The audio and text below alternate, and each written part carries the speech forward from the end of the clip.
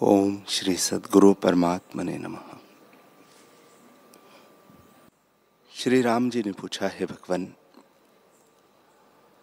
भूमि का प्रसंग चला था, उसमें जो सार आपने कहा वह मैं समझ गया। अब भूमिकाओं का विस्तार आप कहिए।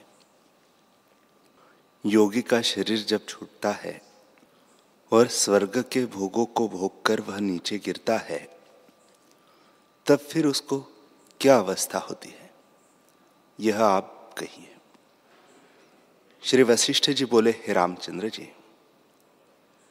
जिस योगी को भोग की वांछा होती है वह स्वर्ग में जाकर भोग भोगता है, पर यदि उसको और भी भोगने की इच्छा होती है तो वह मध्यमंडल मनुष्य लोक में पवित्र स्थान और धनवानों के ग्रह में जन्म लेता है। और जो कुछ उसको भोग की वांछा और नहीं होती तो ज्ञानवानों के गृह में जन्म लेता है। थोड़े काल के उपरांत उसका पिछला संस्कार उदय होता है। उसे स्मरण कर वह आत्मा की ओर उन्मुख होता है। जैसे कोई पुरुष लिखता हुआ सो जाता है, पर जब जागता है तब उसे लिखे को देखकर फिर उसके आगे लिखता है, वैसे ही वह योगी पहले के अभ्यास को दिन प्रतिदिन बढ़ाता जाता है। वह अज्ञानी का संग नहीं करता, क्योंकि अज्ञानी भोगों की ओर उन्मुख और आत्म मार्ग से बहिर्मुख है। वह जो चुगली करने वाला है उनका संग नहीं करता। उसके सब अवगुण नष्ट हो जाते हैं और दंभ, गर्व, राग, द्वेष, भोग की तृष्णा आदि स्वाभाविक रूप से छूट जाते हैं। वह शांति को प्राप्त होता है। उसे कोमलता, दया आदि शुभ गुण स्वाभाविक रूप से प्राप्त होते हैं। हे रामचंद्र जी, इस निश्चय को पाकर वह वर्णाश्रम के धर्म यथाशास्त्र करता हुआ संसार समुद्र के पार के निकट प्राप्त होता है, पर पार नहीं होता। यही भेद है। यह तीसरी भूमिका है। इसके बाद फिर मोह को नहीं प्राप्त होता। जैसे चंद्रमा की किरणें भी ताप को नहीं प्राप्त होती, वैसे ही तीसरी भूमिका वाला संसार रूपी गड्ढे में नहीं गिरता। हे रामचंद्र जी, यह सप्त भूमिका ब्रह्म रूप है, पर इतना ही भेद है कि तीन भूमिका जागृत रूप है, चतुर्थ स्वप्न है, पंचम सुषुप्ति है, छठी तुरीय है और सप्तम तुरीयातीत है। हे रामचंद्र जी, प्रथम तीन भूमिकाओं में संसार की सत्यता जान पड़ती है, इसे उन्हें जागृत कहा है। और पिछली चारों में संसार का अभाव है, इससे वे जागृत से विलक्षण है। जागृत में घट पट आदि पदार्थ सत्य लगते हैं कि घट घट ही है और पट पट ही है, अन्यथा नहीं। ये अपना ही अपना कार्य करते हैं, इससे अपने काल में ज्यों के त्यों है। इसी प्रकार सब पदार्थ है। तीसरी भूमिका वाला स्थावर जंगम को जानता है, उन्हें नाम और रूप से ग्रहण करता है, पर हृदय में राग द्वेष नहीं रखता, क्योंकि विचार करके उसने उन्हें तुच्छ जाना है। पर संसार का अत्यंत अभाव नहीं जाना और ब्रह्म स्वरूप को भी नहीं जानता, क्योंकि उसको स्वरूप का साक्षात्कार नहीं हुआ। जब स्वरूप को जानेगा तब संसार का अत्यंत अभाव हो जाएगा। इन तीनों भूमिकाओं से संसार तुच्छ लगता है, पर नष्ट नहीं होता। इनको पाकर जब शरीर छूटता है तब और जन्म में उसको ज्ञान प्राप्त होता है और वह दिन दिन ज्ञान परायण होता है। जब बुद्धि शुद्ध होती है तब ज्ञान उपजता है। जैसे बीज से प्रथम अंकुर होता है और फिर डाल, फूल, फल निकलते हैं, वैसे ही प्रथम भूमिका ज्ञान का बीज है, दूसरी अंकुर है, तीसरी डाल है और चतुर्थ जो ज्ञान की प्राप्ति होती है वही फल है। प्रथम 3 भूमिकाओं वाला धर्मात्मा और पुरुषों में श्रेष्ठ होता है। उसका लक्षण यह है कि वह निरअहंकार, असंग और धीर होता है। उसकी बुद्धि से विषयों की तृष्णा निवृत्त हो जाती है और वह आत्मपद की इच्छा रखता है। यह पुरुष श्रेष्ठ कहता है। यथार्थ आचरण यथाशास्त्र करता है, शास्त्र मार्ग को कभी नहीं छोड़ता। जो शास्त्र मार्ग में मर्यादा के साथ अपने प्रकृत आचरण में विचरता है वह श्रेष्ठ पुरुष है। राम जी ने पूछा, हे भगवान, पीछे आप कह आए हैं कि जब मनुष्य शरीर छोड़ता है तब एक मुहूर्त में उसको युग व्यतीत होता है और जन्म से मरण पर्यंत जैसे किसी की भावना होती है वैसा आगे भासित होता है। सो एक मुहूर्त में युग कैसे भासित होता है यह आप कहिए।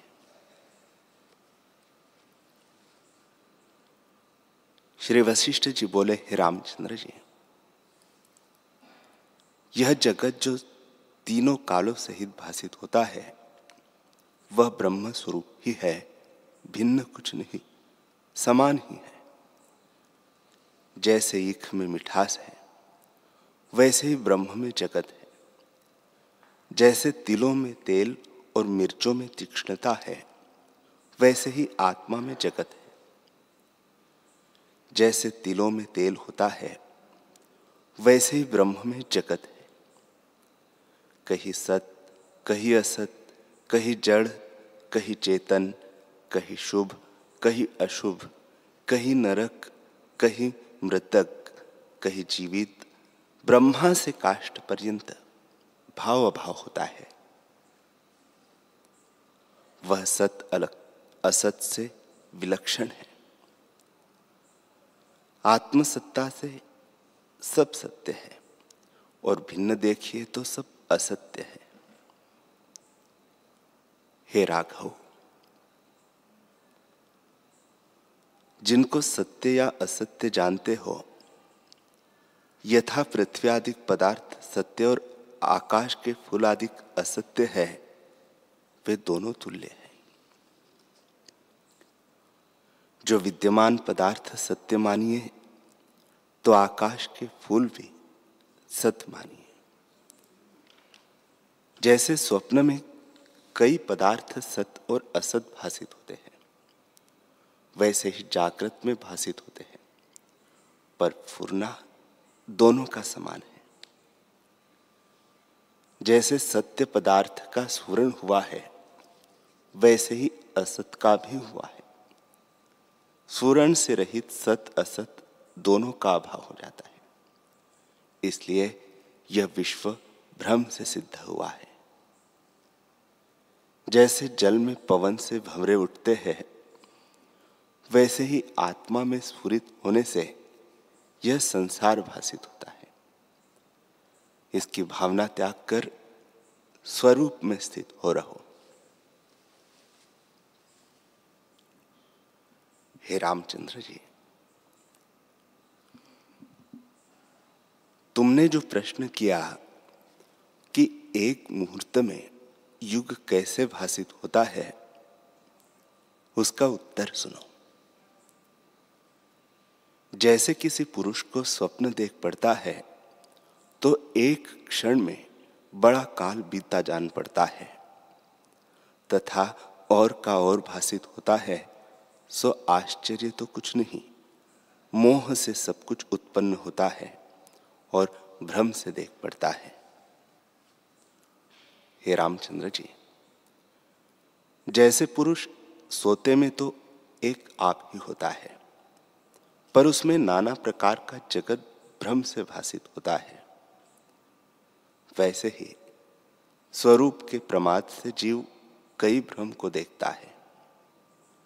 स्वरूप के जाने बिना भ्रम का अंत नहीं होता। इससे तुम और प्रश्न किस निमित्त करते हो? एक चित्त को स्थिर करके देखो तो न कोई संसार प्रतीत होगा, न कोई जन्म मरण होंगे, न कोई बंधन है, न मोक्ष है। केवल आत्मा ही भासित होगा। जब संकल्प उठता है तब अविद्या से अपने को बंधा जानता है।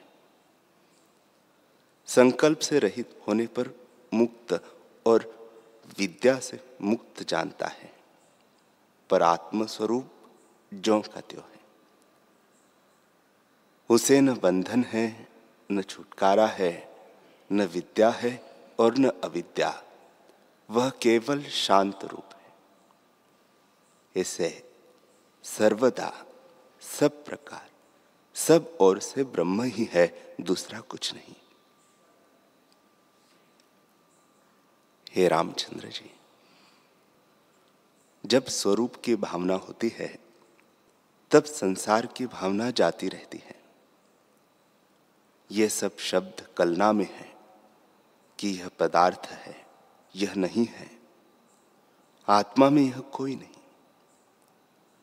जैसे पवन चलने और ठहरने में एक ही है, वैसे ही विश्व चित्त का चमत्कार है।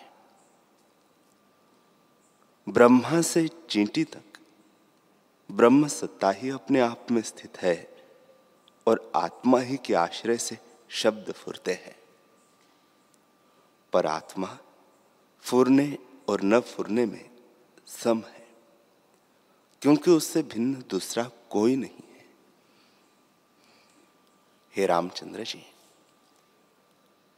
जो ब्रह्म सत्ता ही है तो आकाश क्या है, पृथ्वी क्या है, मैं क्या कहूं?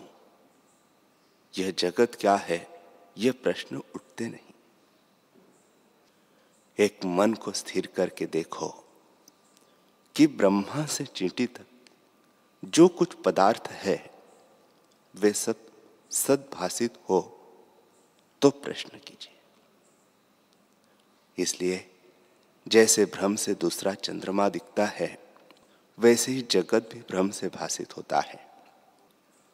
रूप अर्थात दृश्य, अवलोक अर्थात इंद्रिया, मनस्कार अर्थात मन की स्फूर्ति, ये शब्द कलना में फुरे हैं। यह सब मिथ्या है। आत्मा में इनका अस्तित्व नहीं है। हे रामचंद्र जी, आकाश आदि पदार्थ भावना में स्थित है।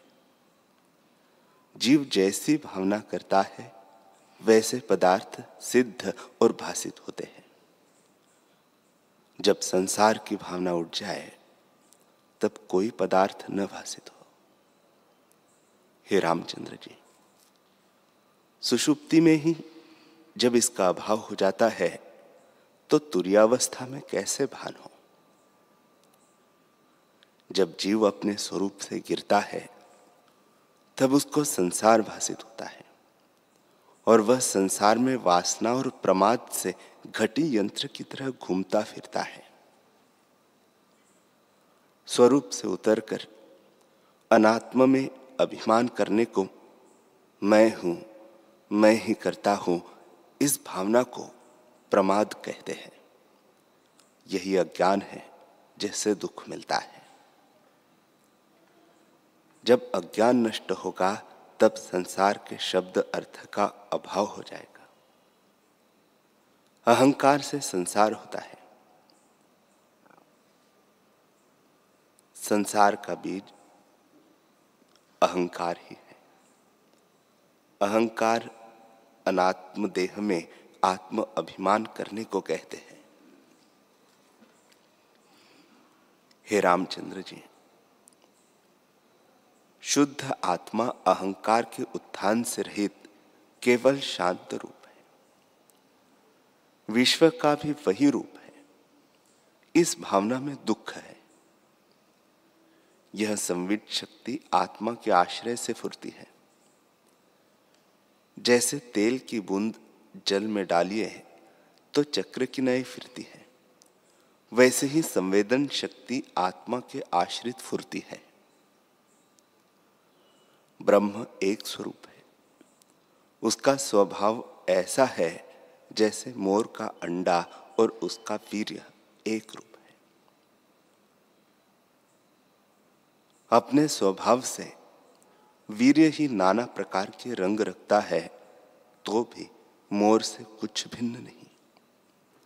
वैसे ही आत्मा के संवेदन स्वभाव से नाना प्रकार का विश्व भासित होता है, परंतु आत्मा से भिन्न नहीं, आत्मरूप ही है। सम्यकदर्शी को नाना प्रकार में एक आत्मा ही दिखता है और अज्ञानी को नाना प्रकार का जगत दिखता है। हे रामचंद्र जी, ब्रह्म रूपी एक शिला है, उसमें त्रिलोकी रूपी अनेक पुतलियां कल्पित है। जैसे एक शिला में शिल्पी जब पुतलियों की कल्पना करता है कि इसमें इतनी पुतलियां होंगी, तब वे पुतलियां उसके चित्त में है और शिला में कुछ नहीं हुआ। वैसे ही आत्मरूपी शिला में चित्तरूपी शिल्पी ने जो नाना प्रकार के पदार्थ रूपी पुतलियों की कल्पना की है, सो सब आत्मरूप है। इससे पदार्थों की भावना त्याग कर आत्मा में स्थित हो। यह संसार भी निर्वाच्य है, क्योंकि यह ब्रह्म ही है, ब्रह्म से भिन्न नहीं। न कोई उपजता है, न कोई नष्ट होता है। ज्यों का त्यों आत्मा ही स्थित है। राम जी ने पूछा, हे भगवान, इसका पिता अहंकार है, तो मिथ्या संसार जो अविद्यमान ही विद्यमान लगता है, सो भी भ्रमरूप हुआ। और जो संसार भ्रमरूप है, तो लोग और शास्त्र, श्रुतियां और स्मृतियां क्यों कहती है कि इसका शरीर पिंड से होता है? और जो पिंड से होता है, तो आप कैसे उसे भ्रम कहते हैं? जो भ्रम है, तो लोल, शास्त्र, श्रुतियां और स्मृतियां क्यों उसे पिंड से कहती है?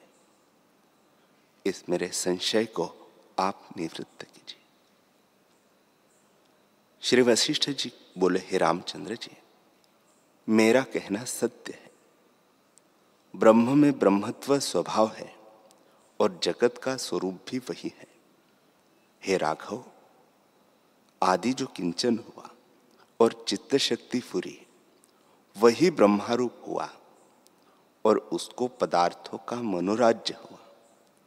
यह आकाश है, यह पवन है, यह कर्तव्य है, यह अकर्तव्य है, यह सत्य है, यह झूठ है इत्यादि मनोराज्य जब तक है, तब तक सब मर्यादा ऐसी ही है।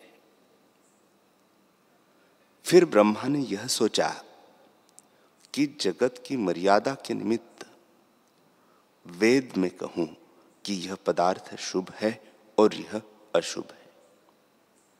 हे रामचंद्र जी, आत्मा में कुछ द्वैत नहीं। माया रूप जगत में मर्यादा है, तो अधः, ऊर्ध्व, नीच, ऊंच कौन कहे? यह मर्यादा भी वेद में नीति निश्चय हुई है कि ये शुभ कर्म है, इनके करने से स्वर्ग सुख ही भोगते हैं, और ये अशुभ कर्म है, इनके करने से नरक दुख भोगते हैं। हे रामचंद्र जी, जैसे वेदों में निश्चय किया है, वैसे ही जीव अपनी वासना के अनुसार भोगता है। हे राम, यह रचित शक्ति नीति होकर ब्रह्मादिक में पूरी है, परंतु उन देवों को सदा स्वरूप में निश्चय है, इससे वे संसार में नहीं बंधते। ब्रह्मा, विष्णु, रुद्र ने यह वेद रचा है कि जैसा कोई कर्म करे वैसा ही फल वे देते हैं। यह वेद सबकी नीति है। हे रामचंद्र जी, जिन पुरुषों को संसार की सत्यता दृढ़ हुई है, वे शुभ अथवा अशुभ जैसे कर्म करते हैं वैसे ही शरीर को धारण करते हैं। इसमें कोई संशय नहीं कि जो शास्त्र मर्यादा का अपनी इच्छा से उल्लंघन करते हैं, वे शरीर त्याग कर कुछ काल तक मूर्छित हो जाते हैं और आत्मज्ञान बिना एक मुहूर्त में जागकर बड़े नरकों को चले जाते हैं। जिनको शून्य भावना हुई है कि आगे नरक स्वर्ग कोई नहीं, और जो लोक परलोक के भय को त्याग कर शास्त्र बाह्य आचरण करते हैं, वे मरकर पत्थर, वृक्ष आदि जड़ योनि को पाते हैं। चिरकाल से वासना बलवती होने के कारण वे फिर दुख के भागी होते हैं,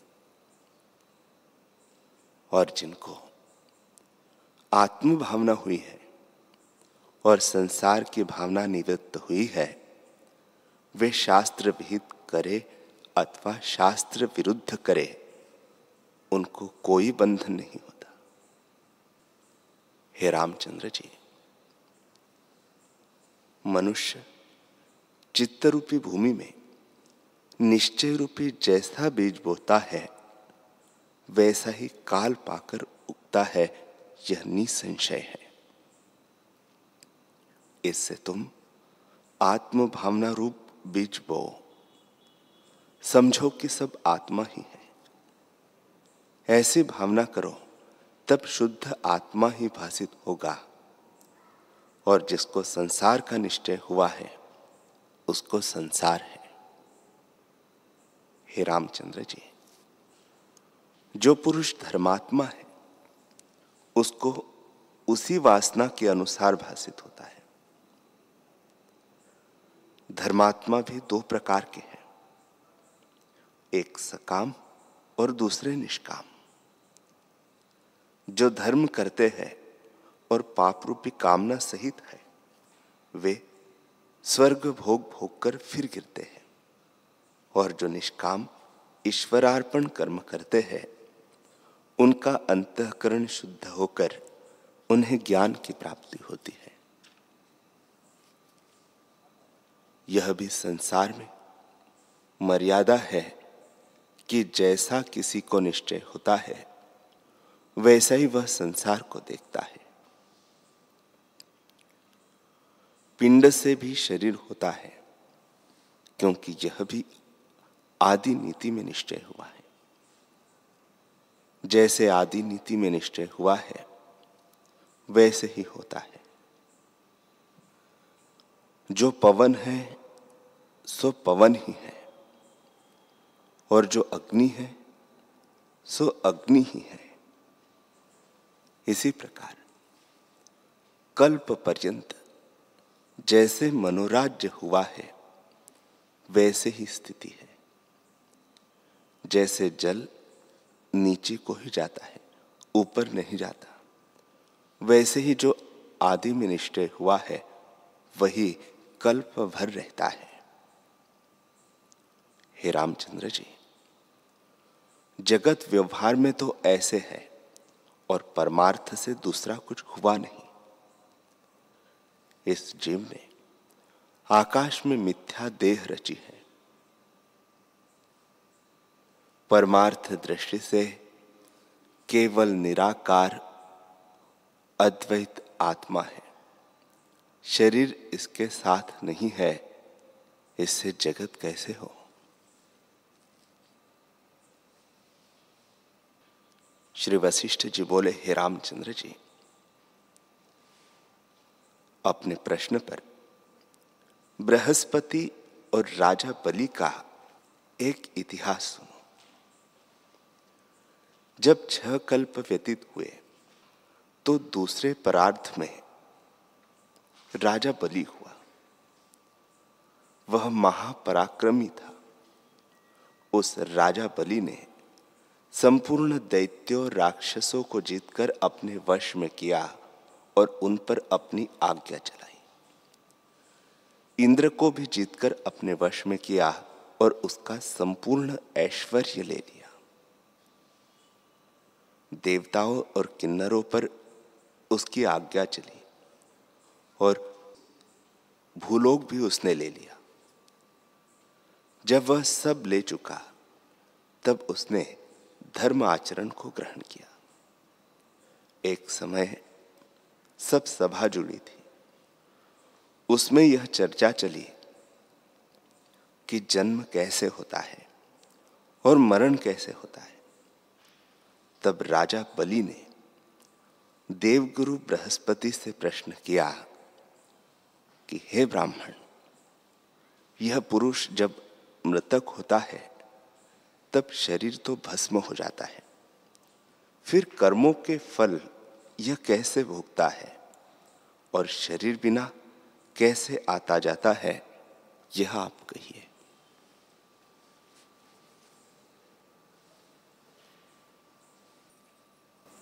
हरि ओम।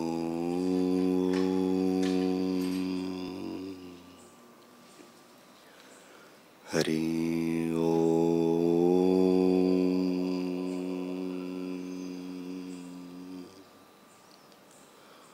ओम। सहना भवतु सहनो भुनक्तु सह वीर्यं करवावहै तेजस्विनावधीतमस्तु मा विद्विषावहै। ओम शांति शांति शांति। श्री सद्गुरुदेव भगवान की।